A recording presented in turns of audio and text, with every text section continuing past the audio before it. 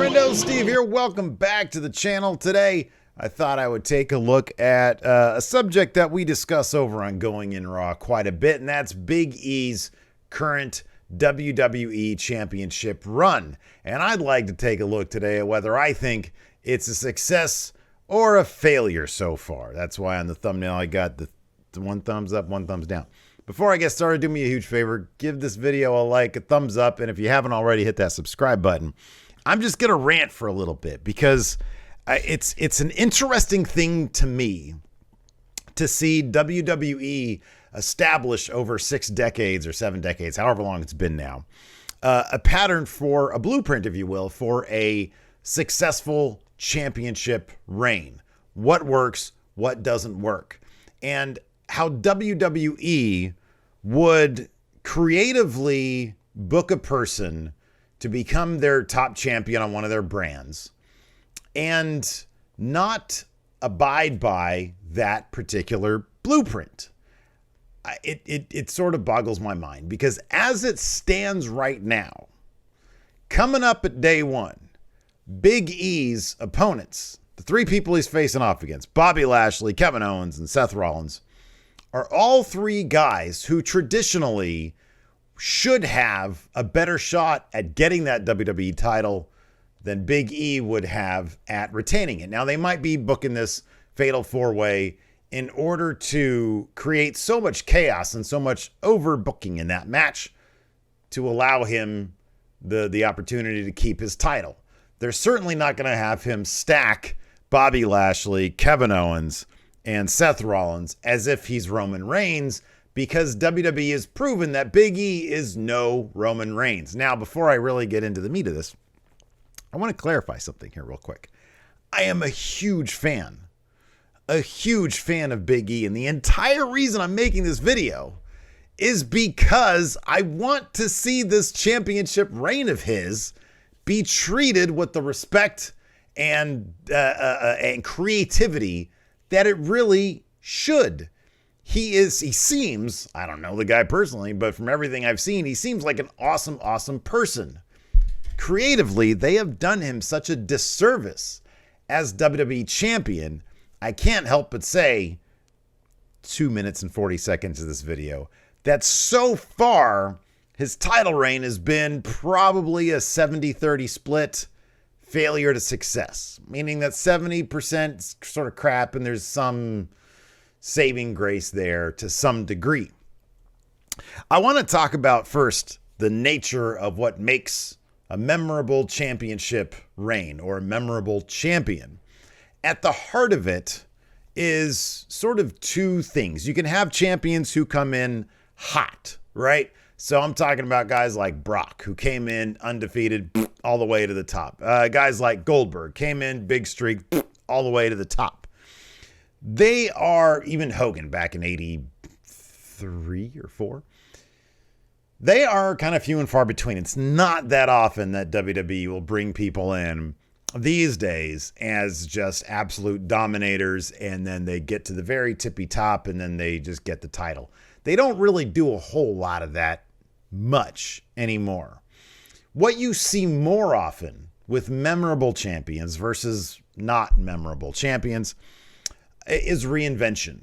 This goes back all the way. You got going back to Shawn Michaels kicking Marty Jannetty through the barbershop window. He's reinvented. Stone Cold's 316 promo. He climbs the ladder after his reinvention to Stone Cold Steve Austin. Rocky Maivia goes to The Rock, the people's champion. He climbs the ladder. There's been John Cena is the prototype guy, although they didn't call him that on main roster, but he gets called up from OVW and he shows up and he's just sort of generic guy. And then it doesn't really take off till he reinvents himself as the Doctor of Thugonomics. Chris Jericho has reinvented himself multiple times and he takes great pride in doing that. Triple H with the DX, he reinvented himself. He turned into the game. So throughout the history of the WWE, there has been reinvention. Bray Wyatt is the Fiend, etc., etc. So that usually works because from a creative standpoint, the crowd, the audience, as in any type of fiction, needs to see the journey take place for us to buy in to the championship run. This takes place in fiction, and WWE is fiction. It's not like sports where if all of a sudden a boxer is really good or an MMA fighter is really good or an NBA team is really good, it's like, well, clearly they've been practicing a lot more and they have a lot more experience.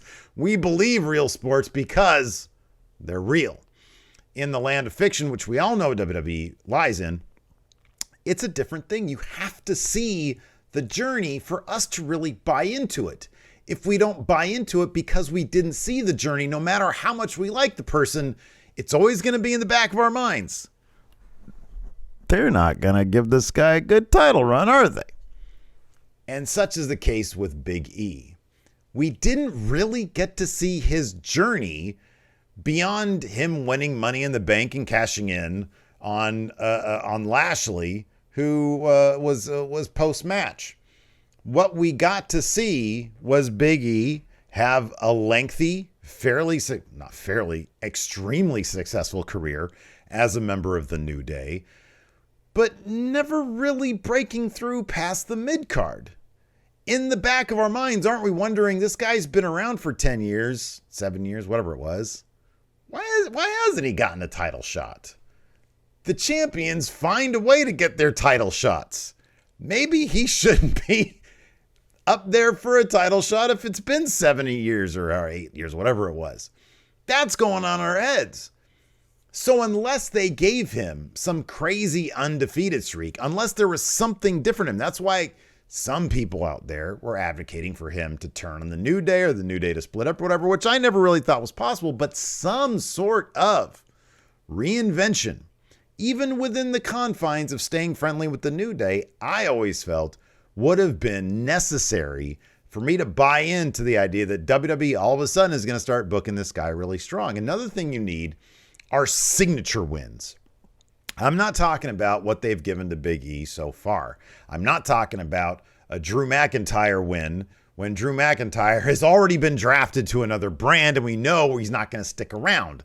The audience is more savvy than that. When he is drafted and then has his match, we all know, well, he's not going to be around, so clearly this is a match that Big E is going to win. Bobby Lashley was a signature win for Big E. Bobby Lashley is actually a great example of reinvention, and a reinvention that was really cleverly plotted. If you remember Bobby Lashley when he came back to WWE, we had stuff like Lashley's sisters, the weird Lana Rusev marriage thing, his time with Lio Rush. And then he lost. He had like an intercontinental feud with Finn Balor. All very forgettable stuff besides the bad stuff. And then, and I had to look this up to remember it, he lost to Aleister Black at WrestleMania 36. What happened after WrestleMania 36? Over the next year, we saw a complete reinvention of Bobby Lashley, which allowed us to buy into the idea that this guy is a real monster. What did they do? They aligned him with MVP. They created the Hurt Business. He became a dominant U.S. champion. And then he manipulated The Miz into transitioning that title over to him from Drew McIntyre. And then he beat Drew McIntyre 1 year later at WrestleMania to retain his title. Lashley at this point is a legitimate championship guy. He's a legitimate main eventer. When you see him up there wearing those $1,000 suits, those tens of thousands of dollars suits, however much they cost, I don't know. I just checked my closet the other day because it was Christmas and I was going to wear something nice, and I don't have anything nice in there. He looks like $1 million. He's got MVP next to him, talking him up like he's another, Paul Heyman, Brock Lesnar situation. I believe it because we saw the entire journey. Bobby Lashley couldn't have been more irrelevant when he was out there doing Lashley's sisters. And then when he lost to Aleister Black, nobody gave a shit. And within the span of a year, he was reinvented into a guy that everybody sees as credible. And he's back there now. They've been giving him these vignettes talking about his college career. He's a very sort of well-rounded, multi-dimensional character. Big E, unfortunately, is not that. They didn't do him the service of giving him multiple documentaries or vignettes. I know there was one that time, like during pandemic, that they gave him when he talked about going back to his hometown. I really forget what that was even all about. But there's been so little character development from Big E. Everybody else around him is just written way more interesting. Kevin Owens is hot right now because he turned from good guy into what really he should be, bad guy, who keeps on saying that is not a lie. He's taken his past of being deceptive and trying to change that narrative, and it didn't work. And now he's back to saying, trying to ram it down people's throats. I'm going to get myself into this match. No, you're not. I'm not lying. And then he gets in. Seth Rollins is a master of reinvention. This guy has reinvented himself a million times, and usually that ends up with him with gold. And then I've already talked about Bob Lashley. So everybody else, but meanwhile, Big E is just a guy who's not with the New Day. Yes, he got a new theme song, and it's a really good theme song, but he comes out there as if he's still a member of the New Day, as if he's not. And I'll be honest with you, this is sort of a problem WWE has in general with their babyface champions. Their babyface champions wait for the action to come to them. They don't go to the action. And that's kind of across the board. It's kind of a shame that Drew McIntyre never got to hold the title in front of a real crowd, because it would have been interesting to see what their reaction eventually to him would have been. But even he got kind of stale. Every single week during the pandemic, he would open up Raw with a monologue, and he'd just, or a promo, and he would just sort of welcome people to Monday Night Raw like he's a Walmart greeter.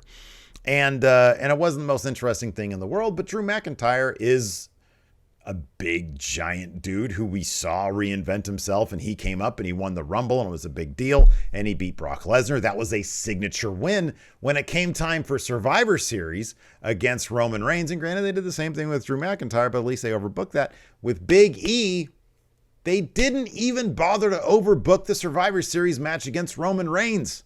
He lost clean.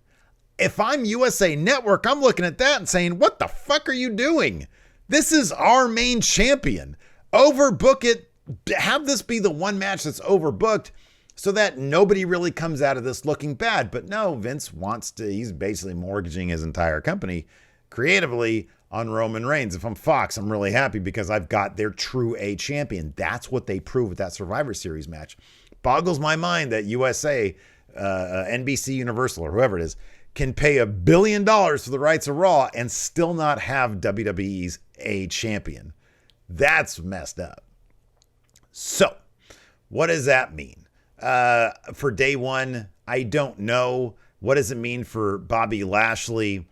Unless they find a mid-championship reign way to give him signature wins. And I mean, he's already lost to Roman Reigns, so the only other signature win at this point really is like Brock Lesnar. There's no, maybe if he had a high profile feud against Edge, solo match against Edge, Seth Rollins, there's any Randy Orton, there's any number of people that he could have big high profile signature wins against there on Raw.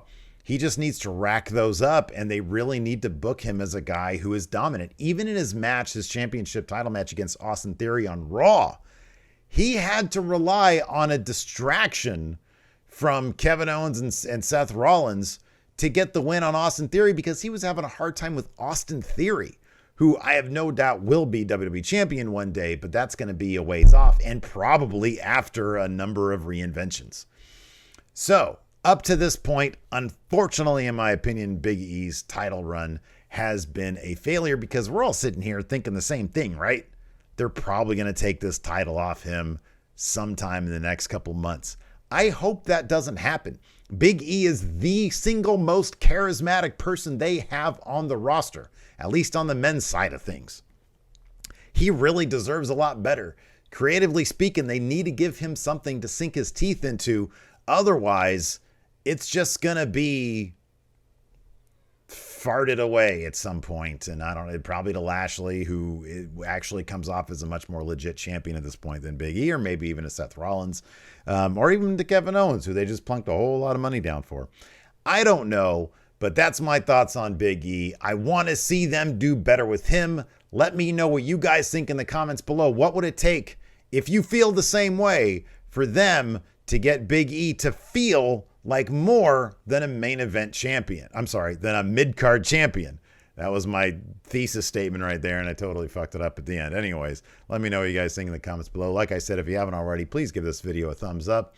Check out one of these other videos here. I'd really appreciate it. Till next time, Talk to you later. Hope you guys had a good Christmas, by the way.